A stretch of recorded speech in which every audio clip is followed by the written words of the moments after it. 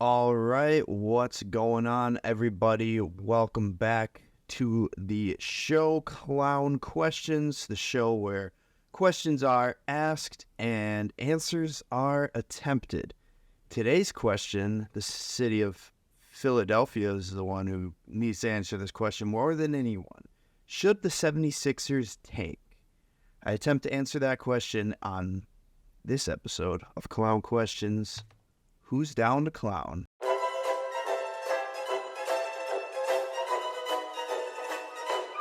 That's a clown question, bro.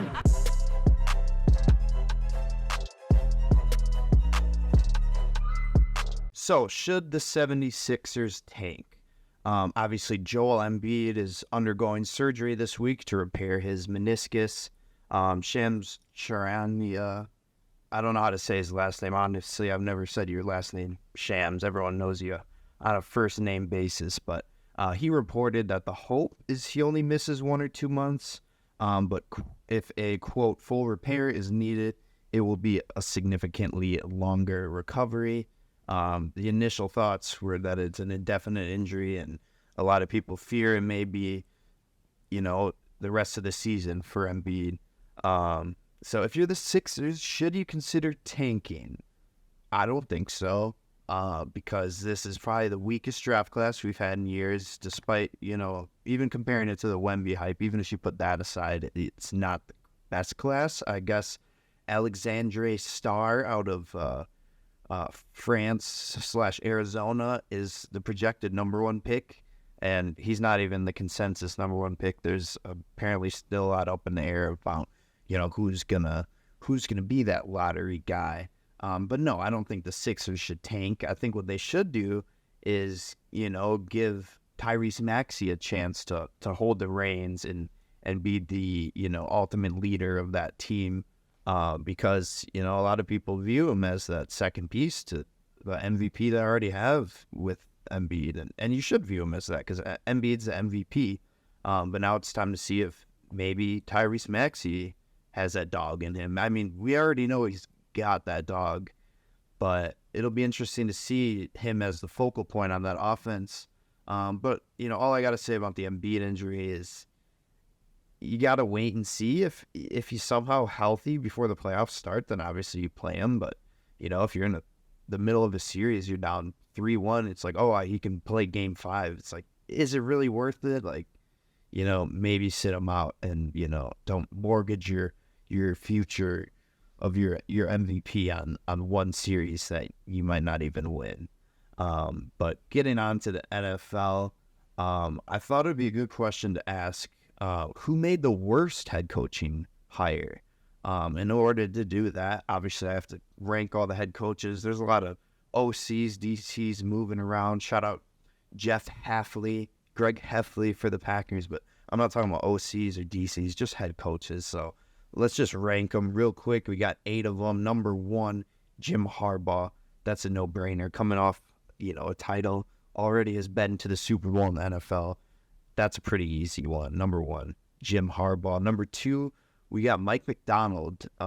He obviously led a ferocious Ravens defense this season, and I think the Ravens and Seahawks have always kind of shared that ethos of good, solid tackling, good team defense, great secondary, but also always have a stud middle linebacker, a la Roquan or Patrick Queen. I think Mike Macdonald's a perfect fit in Seattle.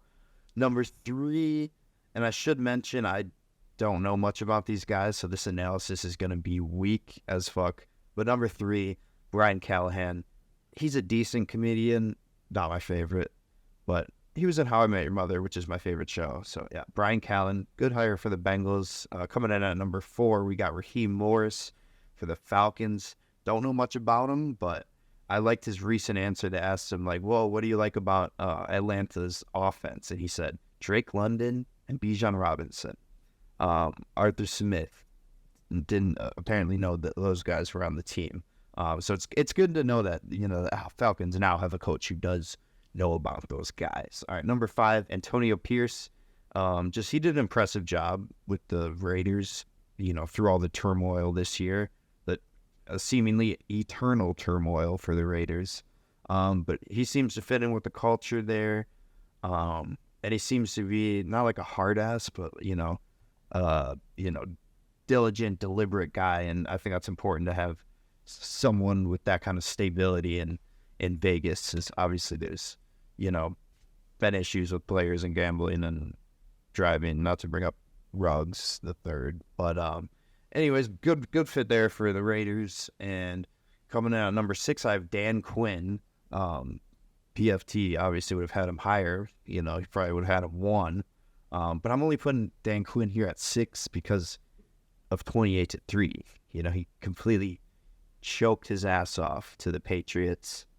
But yeah, they got the new OC coming in, Cliff Kingsbury. It was kind of puzzling that they got rid of the enemy, especially considering all the success he had with the Chiefs and the fact that Sam Howell, for a large portion of the year was leading the league in passing yards. So it's like, you're really getting rid of that guy?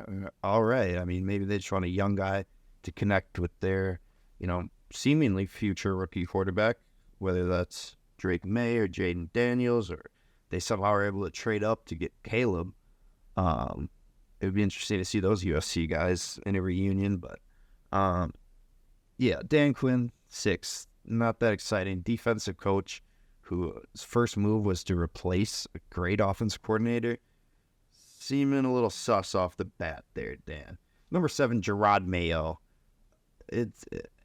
I guess it can work where a former player who's played with that team can have success. You got D'Amico Ryans with the Texans, and to bring in a baseball example, you got Craig Counsell who managed the Brewers. Fuck you, Craig Counsell. Side note, went to our arch nemesis, the Cubs.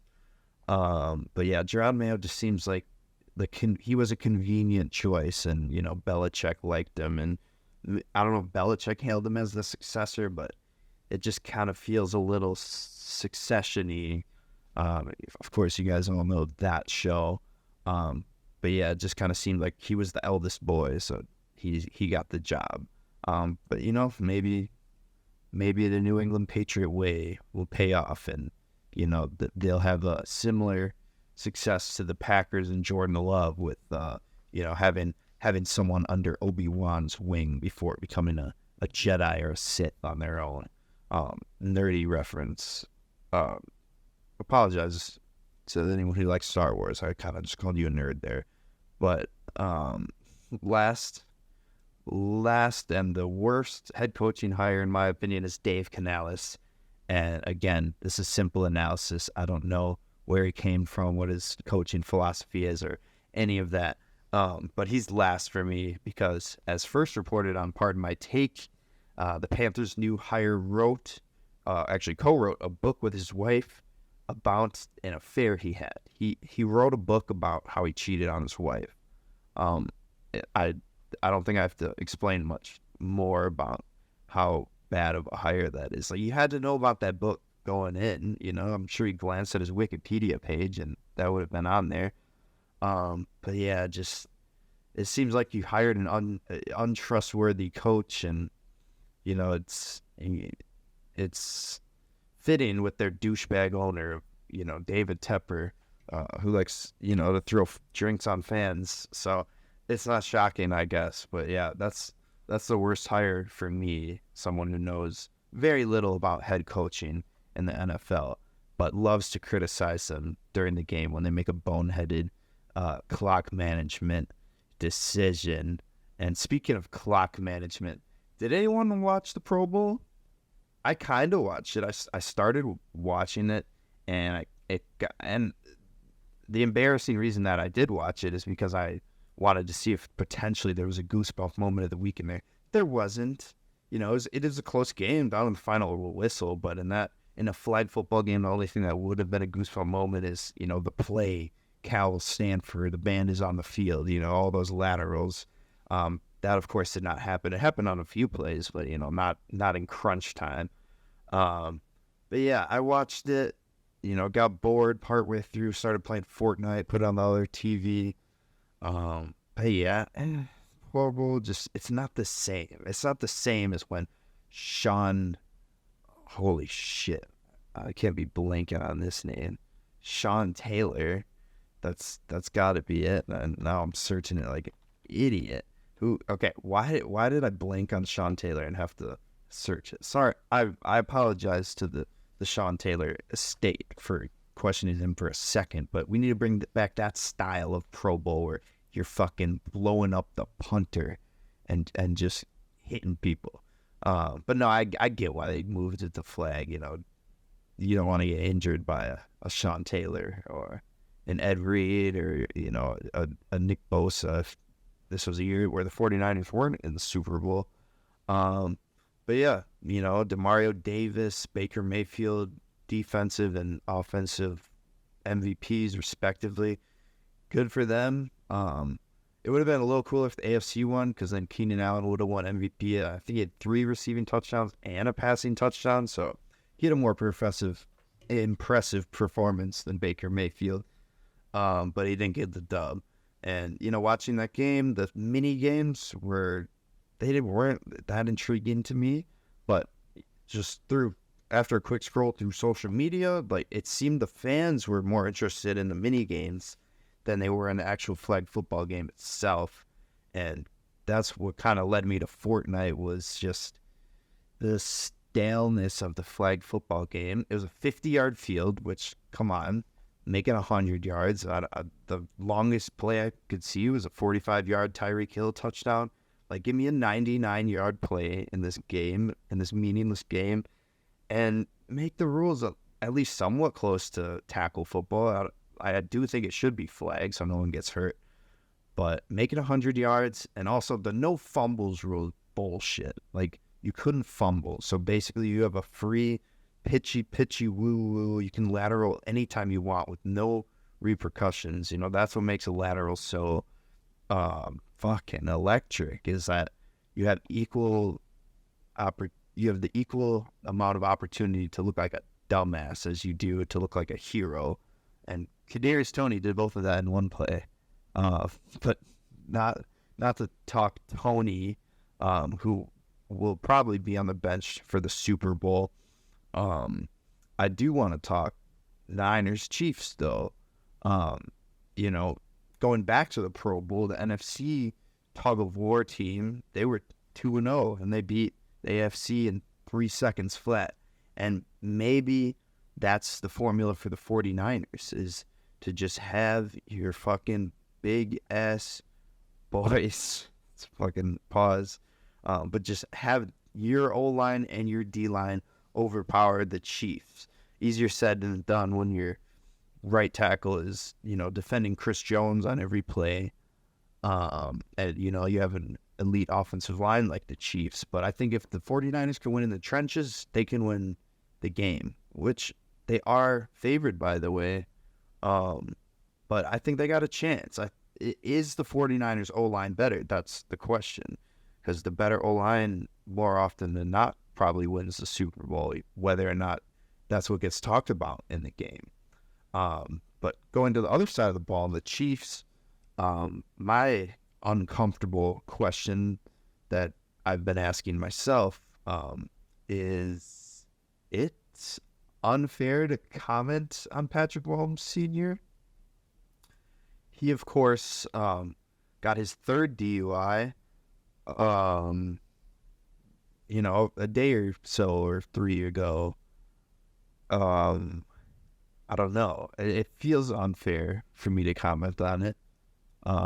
As a thriving member of the drinking community of Wisconsin, I know a few people who've gotten DUIs, and it's no joke. They obviously didn't get hurt, but that's not the point. The point is to prevent people in the future from getting hurt, because even though you got away with it once, not going to get away with it again. But yeah, and I saw some guys on Twitter saying, like, if your son is that filthy rich and he's aware of the fact that his dad likes to drink like that, it's like, I don't know. You can hire a professional driver, easy way to avoid all of the nonsense. But yeah, that story's, I don't know. it's just weird to comment on it because you gotta kind of, knock on the guy.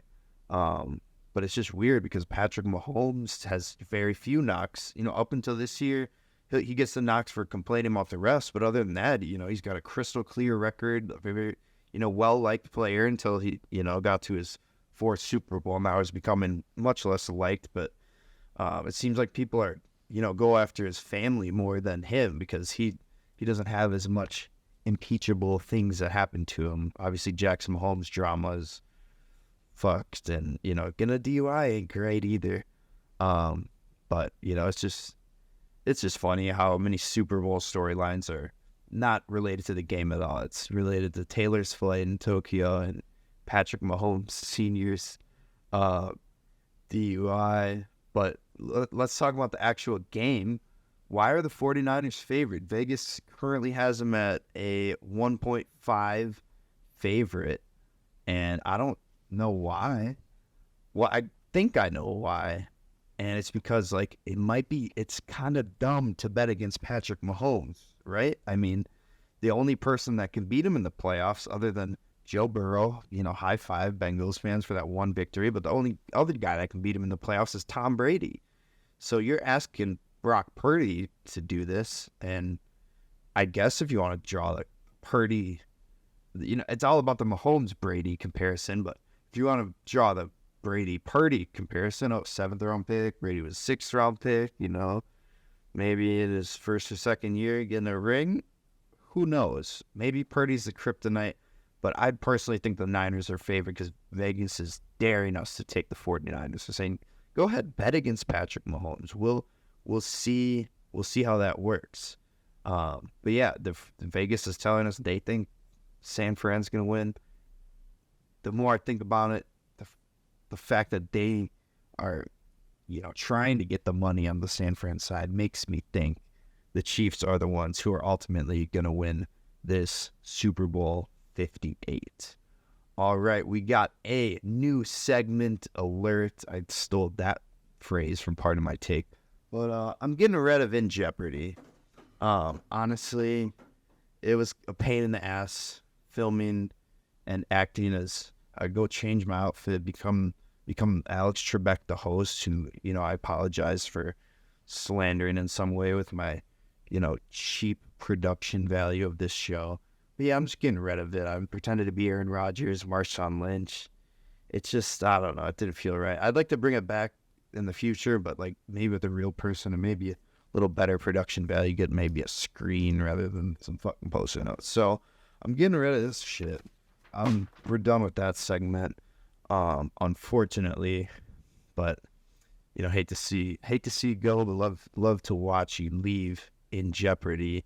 So let's get on to this next segment, which is in no way inspired by or a parody of any other shows or segments.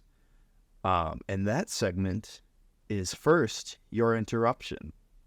Like I said, not a play on any other shows and just reducing them to a dumb segment. But that dumb segment is just going to be me playing a clip uninterrupted, and then I'll give my thoughts on the clip.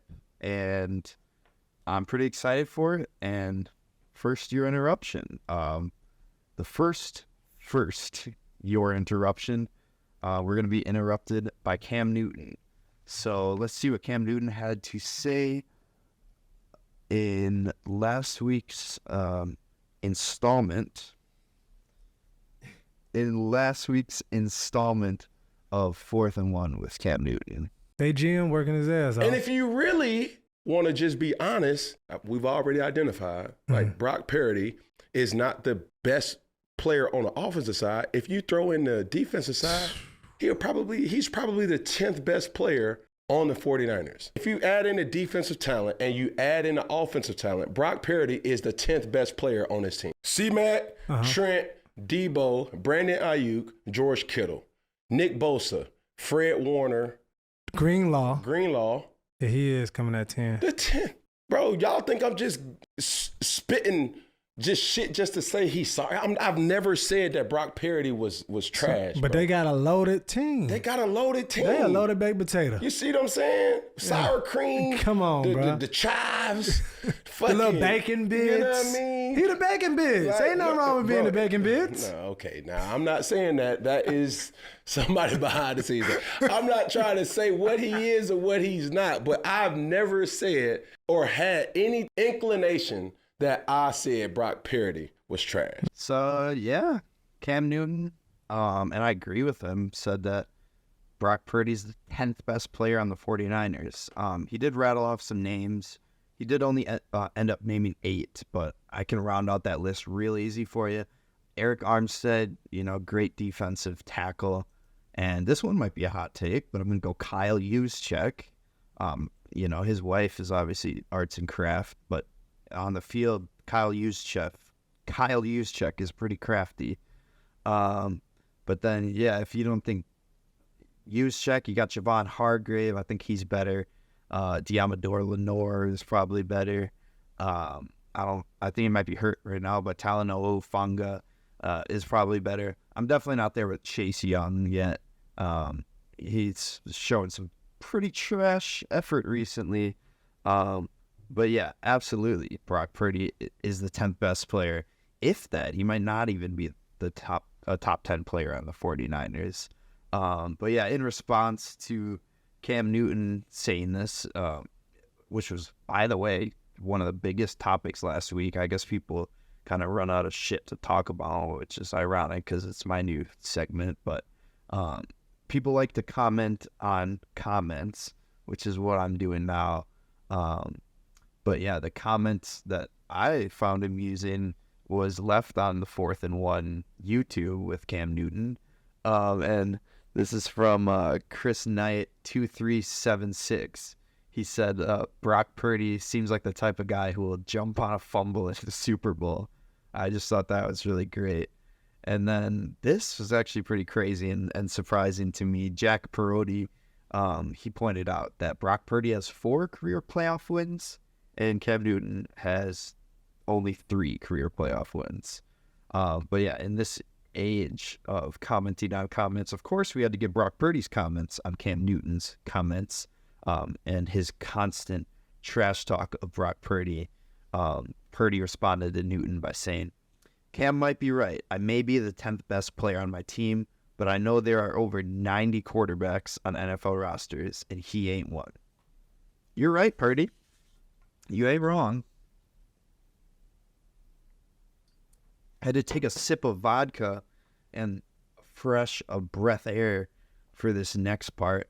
But Purdy, you're not wrong. He's not on an NFL roster, but I can easily name 67 currently rostered quarterbacks that Cam Newton is better than and would start over, would be higher in the depth chart then. And if you want, I'll name all 67. Fuck it. Let me name all 67 quarterbacks worse than Cam Newton that currently have a roster spot in the NFL.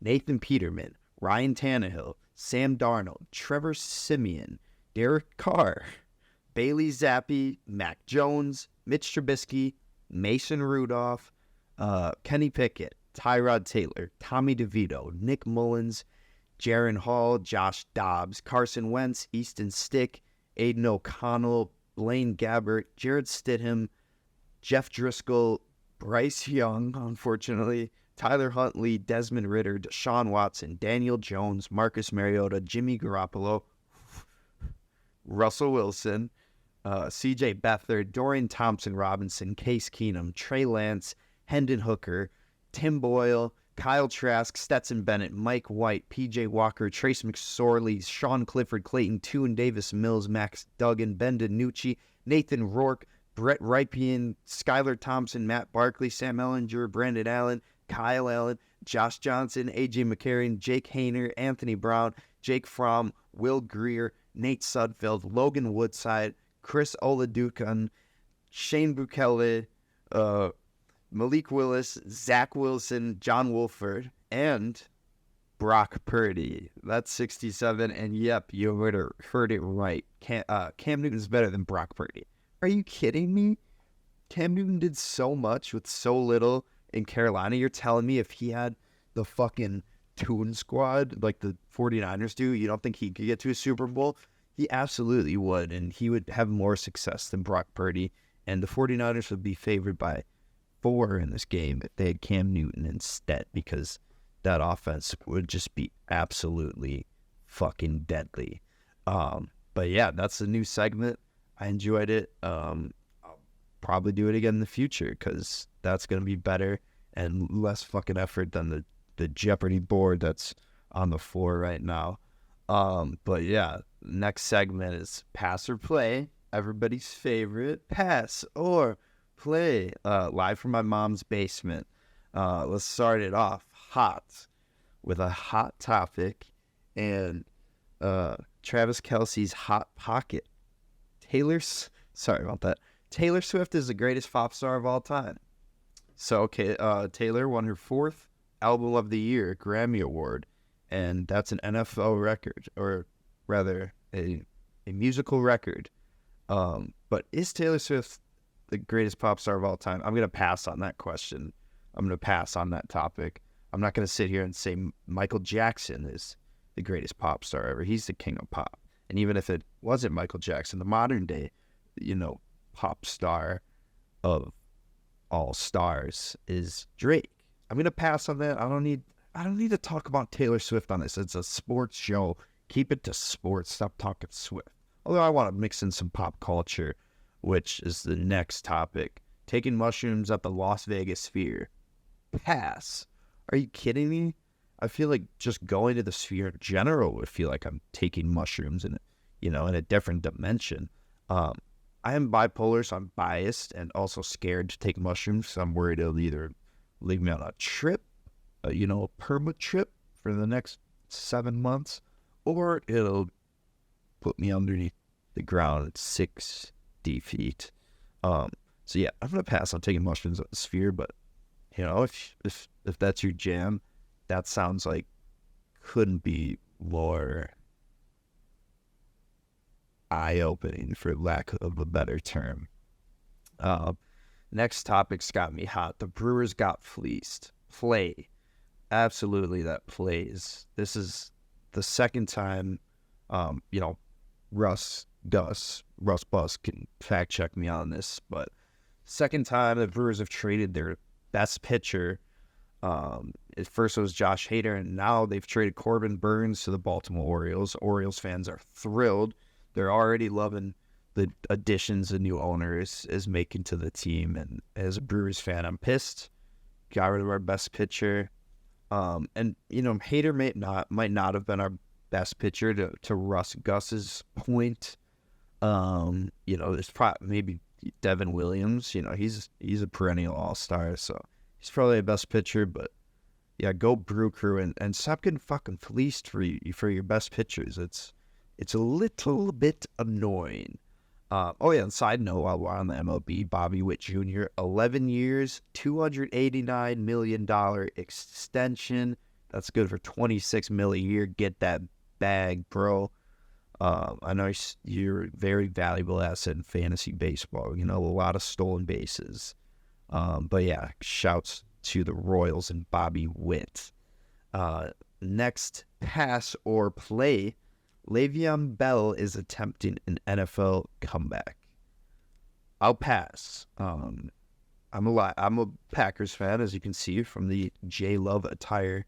But we got Aaron Jones, and apparently Steelers is the destination he's most inclined to go to. I don't think he's better than Jaylen Warren. Is he better than Najee Harris? It's likely. But, I don't know. He hasn't played since 2021. I'm sure he's got gas left in the tank, but his style of a patient runner, means you have to have an exceptional offensive line, which the Steelers have been maybe not the best. But, yeah, if I were a team, I'd personally pass on Le'Veon. And Le'Veon always likes to like tweets from the haters. So, Le'Veon, if somehow you see a clip or YouTube about this, please drop a like. I would really appreciate the support. But yeah, good luck in your comeback. I don't think it's finna happen though. All right, next pass or play. Luka is the MVP frontrunner. That plays with Embiid now out extended period of time, possibly the season. I think Luka is going to take a commanding lead here in the MVP race, and he's my pick to win it. So Luka, go put your Doncic's on, and tell me your favorite song. I'll root for you to get the MVP, unless AD or LeBron made a magical push, which is not possible. So let me get my Lakers bias aside. It's Luka, MVPs and MVP season. Last pass or play, Patrick Mahomes is inevitable. I'm gonna pass on that. I didn't want to be in a position where I'm rooting for the 49ers, but I am. So I'm gonna pass on that and hope Brock Purdy can pass enough to beat the Chiefs, but I mean, good grief.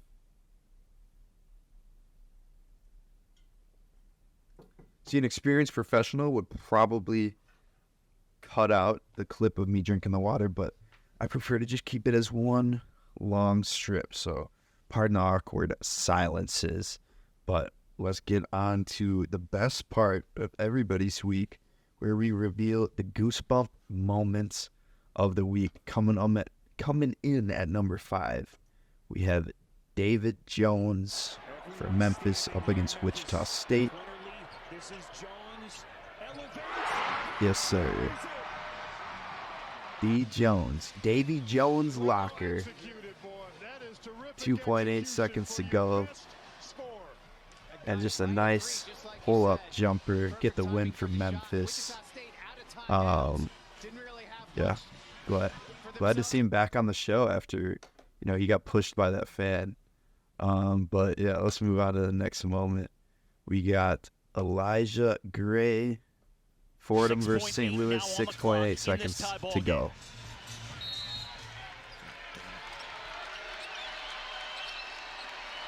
Into Elijah Gray.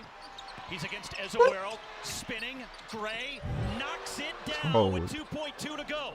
It's a cold Sunday. St. Louis gets it in. And a timeout was taken by Travis 2002 Ford. Dolce and Gabbana. Sorry, I'm not Lil Yachty. But yeah, freaking Elijah Gray, man, he kind of had a little Kobe-esque step back turnaround jumper for the win. Great play by him. And lastly, we got Spurs, Pelicans. Pelicans fast break. Who else but Zion Milziamson? That's a secret reference for all the Mariah Carey Hills fans. No, sorry. But anywho, I mean, great finish. Great finish by Zion over Wembanyama, Wet Bananas, the assumptive rookie of the year, although a lot of people are saying Chet. But yeah, Pelicans go on to win it. And I like that the announcer pointed out, looked like Wemby almost hit his head on the rim. He had to tweak his head to avoid a block there. But yeah, number 2, we got the Live Mayakoba Tour win. Joaquin Neiman. Nice. Not a dimplehead, not a golf guy myself. I don't know the significance of the Live Mayakoba, but apparently that was after 4 playoff holes. They were apparently supposed to get this match postponed because it was too dark and you couldn't see the golf balls. They're going to postpone it to the next day, but the 2 participants, or whoever was golfing, agreed to go in the dark, and it only took 4 playoff holes, but Joaquin Neiman got his first Live Tour victory and made a whole bag of cash.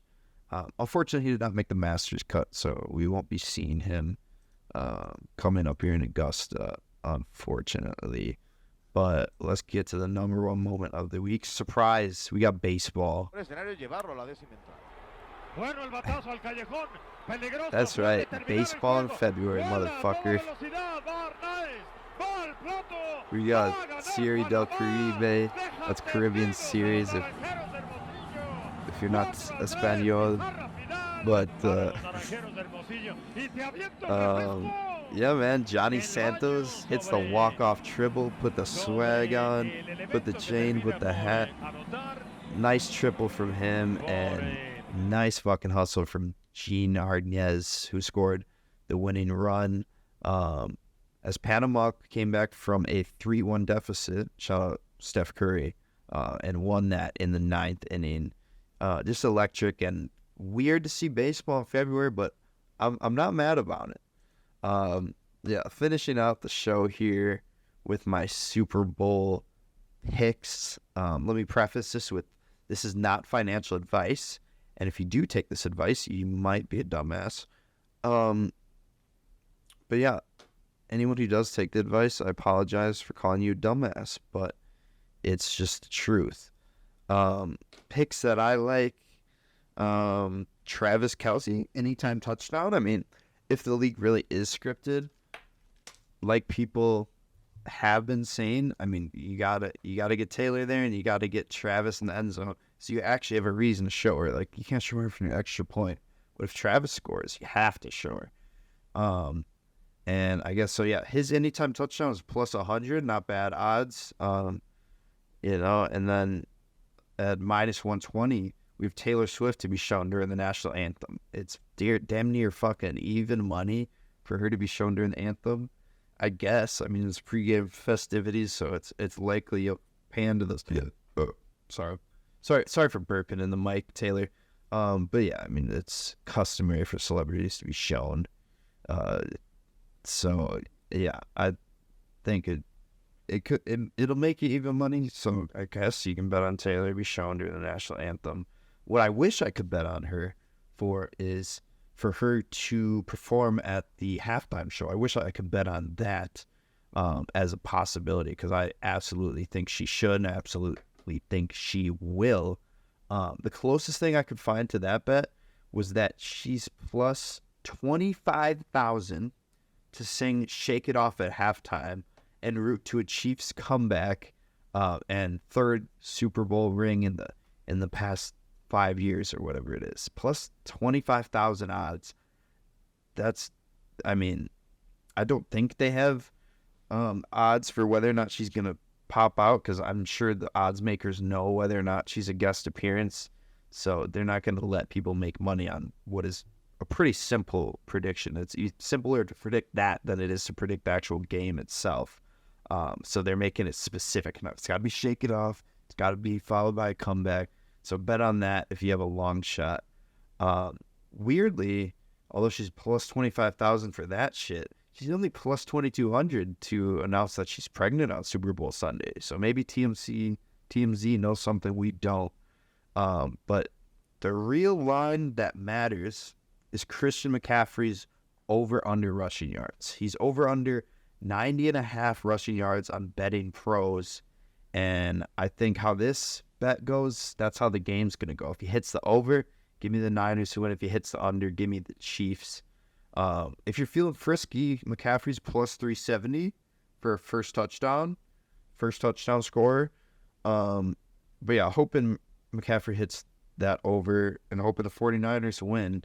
But yeah, all I can say to the 49ers is you have Brock Purdy, you have Anna Fry, Brandon Ayuk, Kittle, Debo, Fred Warner, Bosa, Greenlaw, Lenore. You have the fucking Avengers, okay? It's time to go and defeat Thanos. That being said, Chiefs plus 1.5.